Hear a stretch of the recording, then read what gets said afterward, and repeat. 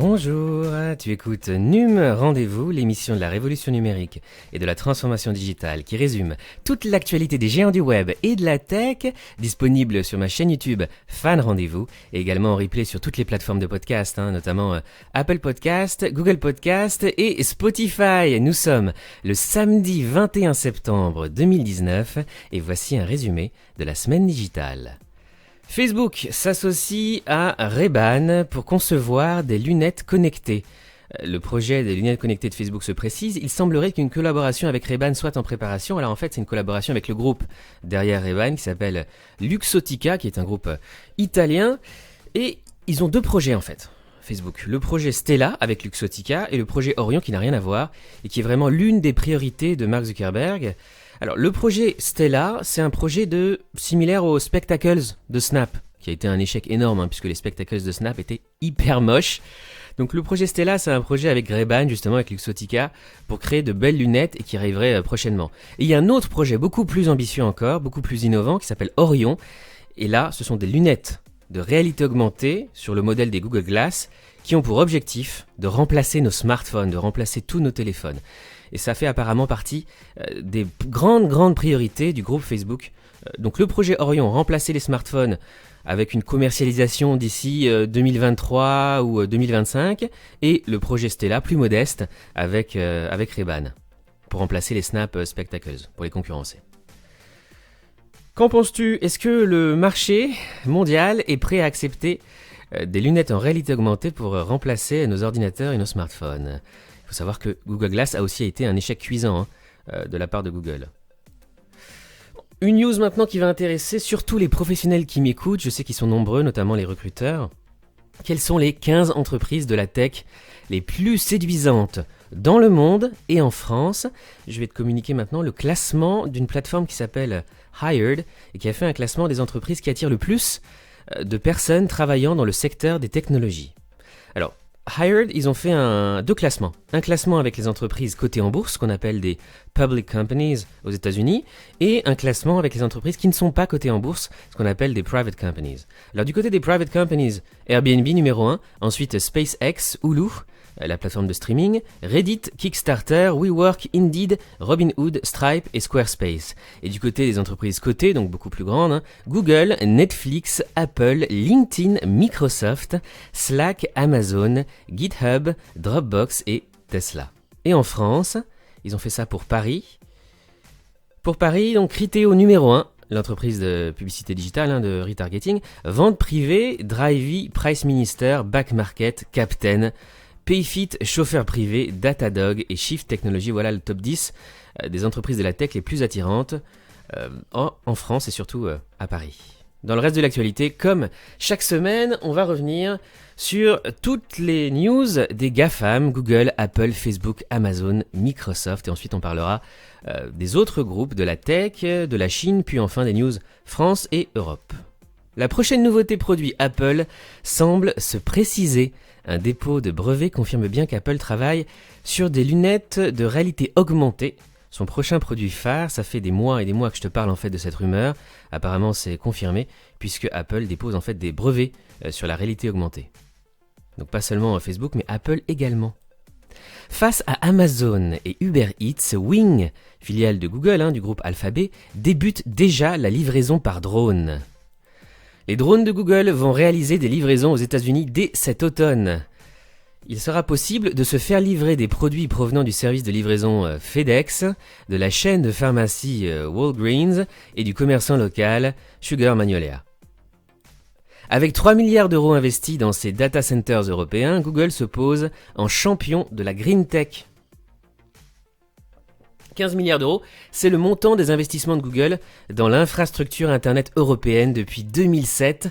La firme de Mountain View, qui cible notamment les pays nordiques, se positionne en leader de l'économie numérique responsable sur fond de polémiques récurrentes en Europe comme aux États-Unis. D'ailleurs, tous les articles que je mentionne dans ce podcast sont disponibles dans la description de cette vidéo sur YouTube et dans les commentaires, avec tous les liens directs comme d'habitude. Google Maps. Le mode incognito pour cacher ses trajets passe en test à grande échelle. Google Assistant a une nouvelle voix en français. Voici comment l'activer. Google Chrome donnera des réponses directes dans la barre d'adresse. Google Chrome sur Android recevra bientôt une mise à jour qui fournit des réponses aux résultats de recherche sans avoir à soumettre une requête. C'est la touche Entrée. Google a commencé à pénaliser la location de sous-domaines. Google finalise son absorption controversée de DeepMind Health. Alors, c'est une start-up londonienne, DeepMind, une pépite du deep learning qui a été rachetée par Google en 2014 et donc désormais elle sera intégrée à Google complètement.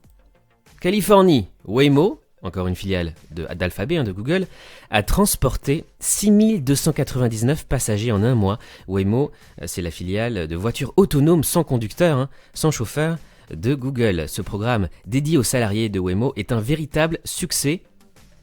Alors en fait, c'était totalement gratuit pour eux. C'était dédié aux employés de Waymo et de la maison mère, Alphabet. Il y a eu donc 6299 passagers transportés en Californie. Les véhicules autonomes assurent 156 voyages par jour. Alors c'est très important, parce que c'est la preuve que Waymo dispose des ressources, du personnel et des véhicules nécessaires pour mener à bien un programme de taxi autonome, tout en continuant à tester sa technologie en parallèle dans plusieurs villes. C'était testé à Mountain View, à Palo Alto, à Sunnyvale, Cupertino, Los Altos et Los Altos Hills. Alors pour l'instant, c'est apparemment un programme trop éloigné de la réalité puisque tout était gratuit. C'était uniquement pour les employés du groupe. YouTube, filiale de Google également, devient comme la télévision et ce n'est pas forcément négatif, selon Louise Millon de Presse Citron. Le contrôle parental sur Android empêchera vos enfants de devenir accros à YouTube. YouTube qui fait partie des marques préférées des jeunes à travers le monde avec Netflix. Des youtubeurs vont perdre leur badge vérifié à cause d'un changement du règlement. Facebook. Les marques peuvent maintenant créer des pubs en réalité augmentée, essayer du maquillage ou des lunettes sans aller en magasin.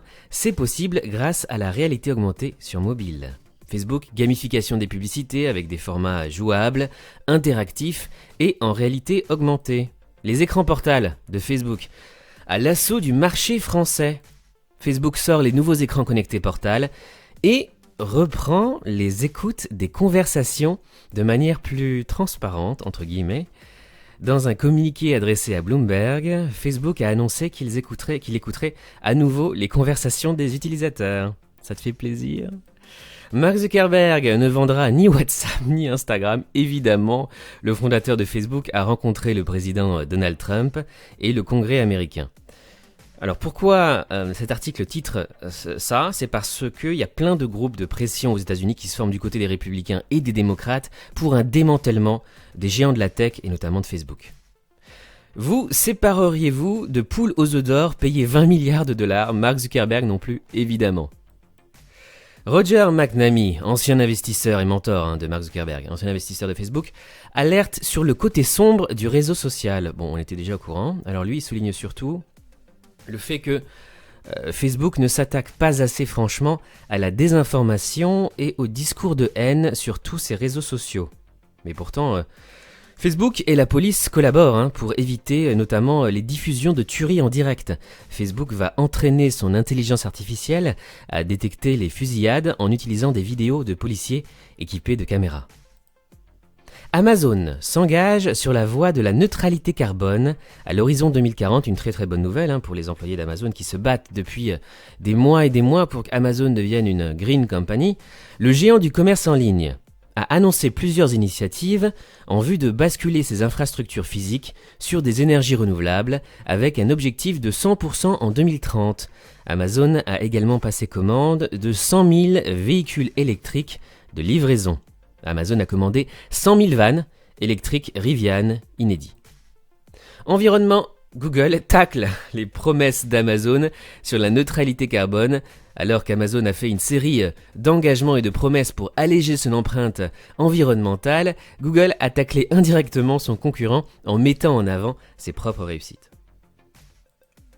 Microsoft Advertising étant les audiences similaires à la France. Les solutions de reciblage publicitaire et de prospection d'audience de Microsoft Advertising sont maintenant en version bêta ouverte et disponibles dans 7 pays, dont la France.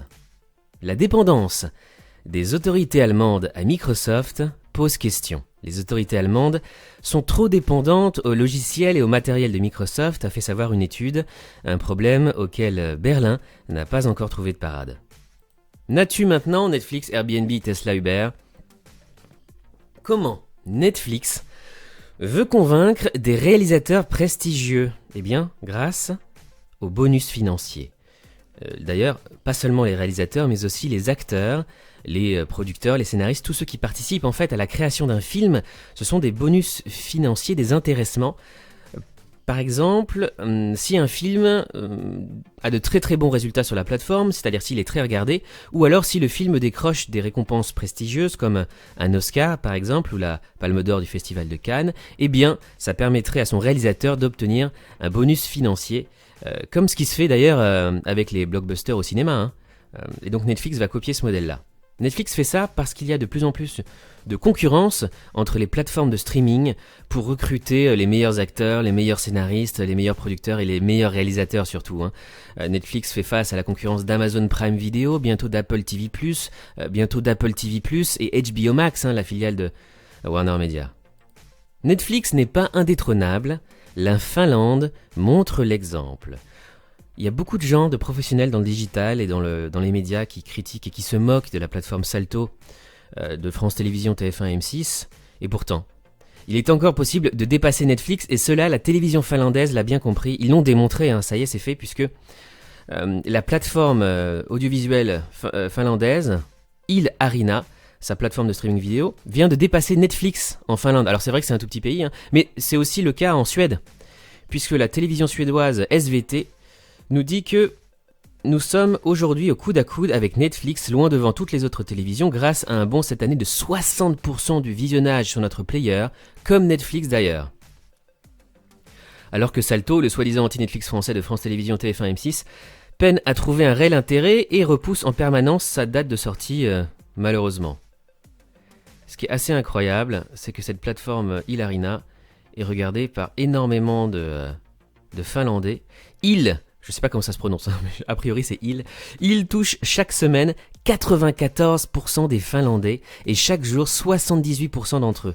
Son seul player vidéo audio Arina, gratuit, sans pub, et qui se développe donc très vite, a atteint 60% chaque semaine et 25% quotidiennement. 49% des 15-44 ans. D'ailleurs, ils doivent faire un effort sur les cibles jeunes, évidemment, qui regardent plus YouTube, Insta et Netflix actuellement. Mais c'est vraiment un message d'espoir pour Salto, ça.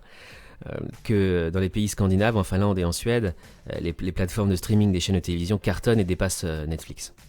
Pourquoi Airbnb a de grandes chances de réussir son entrée en bourse ? Airbnb entrera en bourse en 2020. Tesla prévoit de sortir l'une des voitures les plus rapides au monde en 2021. Elon Musk prévoit de présenter sa prochaine Tesla Roadster en 2021.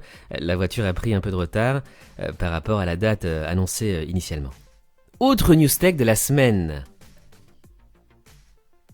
Snapchat prépare un onglet dédié aux news. Dans les temps à venir, vous n'auriez peut-être plus à patauger dans le divertissement entertainment sur la plateforme pour obtenir les nouvelles du jour sur Snapchat. Twitter étend son test pour plus de contrôle sur vos conversations. Pour donner aux gens plus de contrôle sur leur expérience, Twitter a développé différentes fonctionnalités au fil des années, du blocage à la mise sous silence des mots-clés et des comptes en passant par les filtres de notification afin que chacun puisse adapter son expérience pour faire que Twitter fonctionne mieux pour lui. Des informations, Émirats Arabes Unis, Égypte, Espagne, des milliers de comptes supprimés par Twitter qui luttent de plus en plus contre la désinformation, comme Facebook d'ailleurs.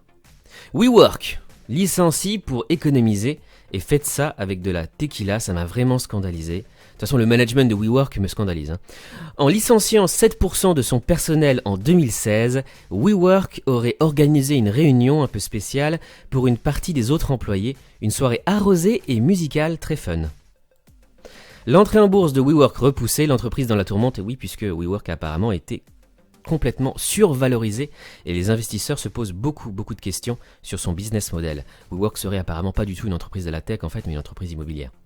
Les Pinfluencers, prochaines stars masquées du web, ce sont en fait les influenceurs sur le réseau social Pinterest qui est pas très populaire en France, mais qui cartonne dans d'autres pays, notamment aux États-Unis. Donc apparemment, les Pinfluencers sont les prochaines stars du web. Stripe, qui cartonne aux États-Unis, lève 250 millions de dollars pour accélérer entre autres son développement en Europe. Stripe, qui est une start-up américaine spécialiste du paiement et qui a conquis certains des plus grands noms de l'e-commerce occidental. Postmates lève 225 millions de dollars avant son introduction en bourse. Postmates, c'est encore une entreprise spécialisée dans la livraison de repas à domicile. Chine maintenant. Baidu, Alibaba, Tencent, Xiaomi, ByteDance. Alors là, cette semaine, j'ai juste des news sur Huawei en particulier et Xiaomi. À Shanghai, la capitale chinoise de la tech, Huawei assure être prêt à vendre sa technologie 5G aux équipementiers occidentaux. Huawei ose son premier téléviseur 4K, connecté et équipé d'une caméra. Huawei, le Mate 30, un appareil d'exception frappé par l'embargo américain.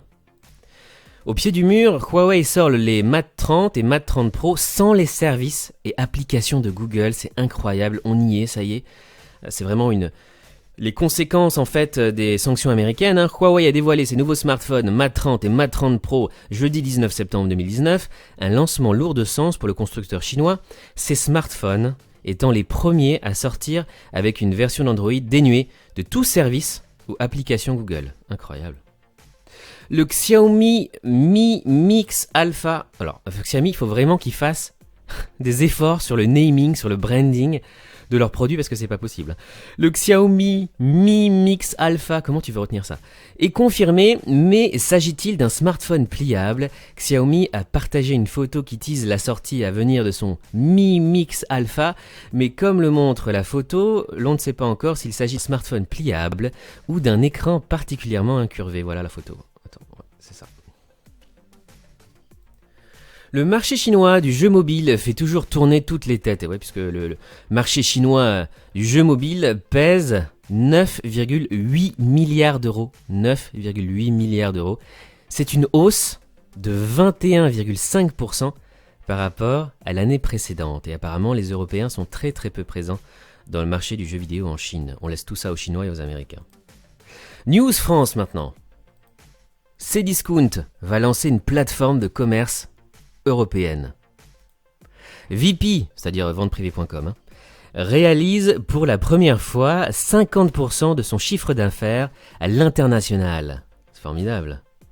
VP, anciennement vente privée, prévoit un chiffre d'affaires de 4 milliards d'euros en 2019, fortement dynamisé par son activité internationale. Havas Paris accélère sur le social avec Havas Paris Social. Pour s'asseoir son expertise sur les réseaux sociaux, l'agence du groupe Havas lance le 19 septembre un pôle dédié Havas Paris Social. Il sera dirigé par Ludovic Chevalier. Tristan Nitto, ancien président de Mozilla Europe, nommé directeur général chez Quant, le moteur de recherche français. Le nouveau patron de HTC Monde est français. Ancien cadre d'Orange, il s'appelle Yves Maître, il a passé 14 ans au sein d'Orange. Il était vice-président exécutif des équipements grand public et partenariat chez Orange. Et il rejoint désormais l'entreprise taïwanaise de smartphones en tant que PDG. Accusé de pratiques commerciales agressives, Apital est bouté hors des hôpitaux parisiens. Je me réjouis jamais du malheur des autres, mais là, franchement, je suis assez heureux qu'Apital soit éjecté des hôpitaux parisiens. La conciergerie hospitalière Apital essuie le contre-coup de 2 enquêtes du Monde et de France 2 qui ont mis à jour les pratiques commerciales agressives de la start-up. Moi, j'irai plus loin qu'agressive, c'est vraiment... peser ces mots que de dire pratique agressive. La direction des hôpitaux de Paris a annoncé sa décision de ne pas renouveler ses contrats avec Apital. Cette start-up promet d'apporter de la douceur aux patients, mais son vrai business est l'optimisation de la facturation des chambres individuelles. En fait, le business model d'Apital, c'est la surfacturation. Plusieurs témoignages recueillis par nos confrères laissent entrevoir une mécanique rodée et des pratiques commerciales particulièrement agressives, démarchage de patients, y compris très âgés, explications alambiquées, manipulations et factures parfois très très salées à la clé. C'est juste scandaleux, donc pour une fois, tu vois, je me réjouis qu'une start-up perde un marché, voilà, en espérant peut-être même sa fermeture un jour. Les startups, ça s'agisse 35 millions d'euros levés cette semaine. Alors qui a levé des fonds? C'est pas beaucoup, 35 millions d'euros. FitMe IoT 9 millions, Liberkeys Immobilier 4 millions d'euros et Scientil Photonics 4 millions d'euros. Je te propose de retrouver tout ce classement hebdo sur Madines. Musique, la startup Groover lève 1,3 million d'euros pour promouvoir les nouveaux artistes. C'est une plateforme française, Made in Paris, qui permet de mettre en relation les artistes et les influenceurs. Et donc ils ont levé 1 million auprès de Techstar, du fonds de Xavier Niel Kima Ventures et de plusieurs business angels notamment. La start-up française Cashbee lève 1,1 million d'euros pour optimiser l'épargne digitale. Et enfin, avec Epitech Digital, l'école informatique vise les métiers du digital pour accompagner la révolution numérique. L'école informatique appartenant au groupe Ionis lance sa nouvelle formation Epitech Digital, ouvrira ses portes dès 2020. Alors pourquoi ils font ça ? La France va rencontrer une pénurie de compétences numériques. Il manquera 200 000 talents digitaux d'ici 2022, déclarait une étude du Boston Consulting Group, le BCG pour le MEDEF, datant de juin 2019. 200 000 talents digitaux vont vous manquer d'ici 2022. Et c'est pour ça que les formations en numérique se développent énormément un peu partout en France ces dernières années. Et enfin, on termine par un point rapide. Culture Geek, Steam, la plateforme américaine qui cartonne à travers le monde, condamnée par la justice française. Dans la bataille juridique qui oppose l'ogre Steam à UFC Que Choisir, le premier round a tourné à l'avantage de l'association française. Revente de jeux dématérialisés sur Steam, Valve, le groupe derrière Steam, fait appel et l'UFC Que Choisir prêt au deuxième round. Le conflit judiciaire entre Valve et l'UFC Que Choisir part en appel. L'éditeur américain conteste le jugement rendu par le tribunal de grande instance de Paris qui annule une série de clauses, dont celle interdisant la revente de jeux dématérialisés. Et enfin, tapez les noms des 6 personnages de Friends dans Google et vous aurez une surprise. Ce sont en fait plusieurs Easter eggs qui sont cachés dans le moteur de recherche. Par exemple, si tu tapes Phoebe Buffet, eh bien clique sur la guitare. Ou si tu tapes Ross Geller, eh bien tape sur le canapé. C'est vraiment très très drôle, je pense que ça plaira à tous les fans de Friends dont je fais partie. C'est tout pour aujourd'hui. On se retrouve la semaine prochaine pour un nouveau NUM Rendez-vous. Je t'invite à laisser un pouce en l'air, s'il te plaît, sur YouTube et sur LinkedIn si tu apprécies ces émissions NUM Rendez-vous. Et je te dis à la semaine prochaine. Salut, ciao.